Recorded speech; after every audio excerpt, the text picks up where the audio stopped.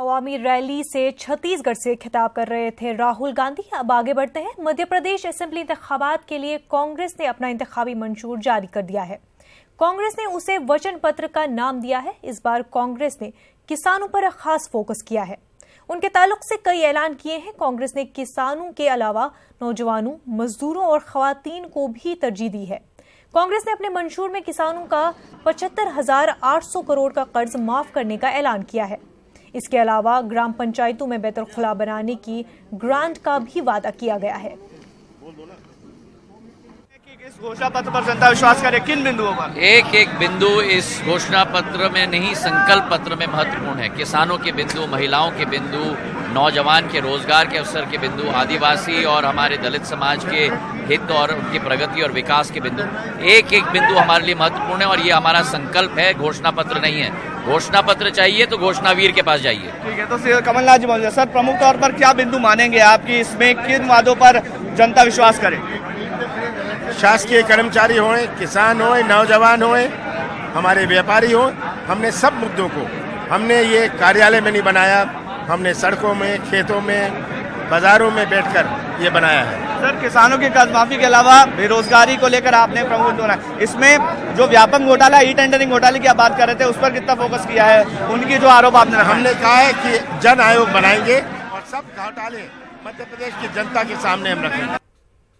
भोपाल से हमारे नुमाइंदे मेहताब आलम हमारे साथ जुड़ चुके हैं। मेहताब, ये बताएं कि कांग्रेस ने अपना मंशूर जारी कर दिया है, क्या कुछ अहम वादे हैं जो इस मंशूर में किए गए हैं? मंशूर में जिसे वचन पत्र कहा गया है, इसमें खास बात यह है कि अब तक पिछले 1 सालों से जिन मुद्दों को, जिन इश्यूज को लेकर कांग्रेस सड़कों पर आती रही है, उन्हीं को लेकर जो है मंशूर को जारी किया गया है। और खासतौर पर इसमें किसानों को खुश करने के लिए, जिस तरह से पिछले साल इसमें गोली चली थी, कई किसानों की मौत हुई थी, तो मंदसौर मामले को लेकर उस पर दोबारा जांच करने का वादा किया गया है। और इसमें खास बात यह है कि ट्रांसजेंडर को पहली बार किसी भी पार्टी ने अपने मंशूर में शामिल किया है। मध्य प्रदेश में इनकी अच्छी खासी आबादी है, उसको लेकर जो है एक कोशिश की गई है। अकलियतों की बात करें तो उसमें उनके जो इश्यूज है वो नजर नहीं आ रहे हैं। न तो वक्फ बोर्ड की बात की गई है, न तो टीचरों के अपॉइंटमेंट की बात की गई है, न ही अकलियतों के जो दूसरे मसाइल है उनका जिक्र नहीं किया गया है। बल्कि आमतौर पर जो यहाँ पर सामान्य वर्ग के लोग जो है या एससी को जो सबसे ज्यादा फोकस किया गया है वो एससी है और जो ओबीसी की कैटेगरी के लोग हैं उस पर फोकस करने की कोशिश की गई है। जिस तरह से बात शुरू से कही जा रही है कि कांग्रेस जो है इस बार साफ हिंदुत्व के एजेंडे पर इलेक्शन लड़ रही है, तो पूरी तरह से हमें इंतखाबी मंशूर में नजर आ रहा है। जी मेहताब, जैसे कि आपने बताया कि अक़लियतों का इस मंशूर में कहीं पर जिक्र नहीं हुआ है, तो क्या कुछ कांग्रेस की जानिब से इस पर कोई बात हुई है कि उनका क्या कहना है कि ऐसा आखिर क्यों है?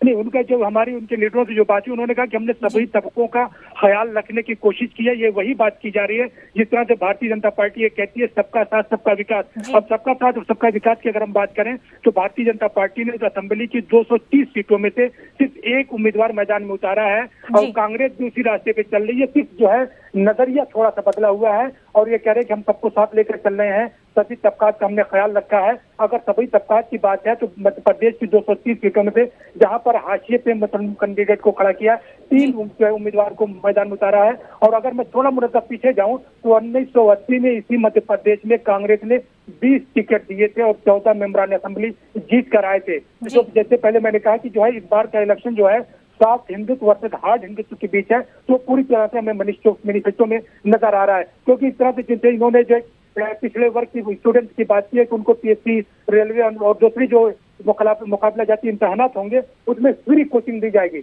इसमें इन्होंने जो है मुस्लिम लफ्ज का इस्तेमाल करने से इसलिए भी गुरेज किया है क्योंकि भारतीय जनता पार्टी बार बार कांग्रेस पर ये इल्जाम लगाती रही है कि कांग्रेस जो है मुस्लिम जो है उसको पॉलिटिक्स करती है, मुसलमानों के नाम पर वोट लेती है। तो उस इल्जाम से बचने के लिए जो है इन्होंने इस तरह का काम किया है। जी बिल्कुल मेहताब, बहुत बहुत शुक्रिया आपका हमारे साथ जुड़ने के लिए।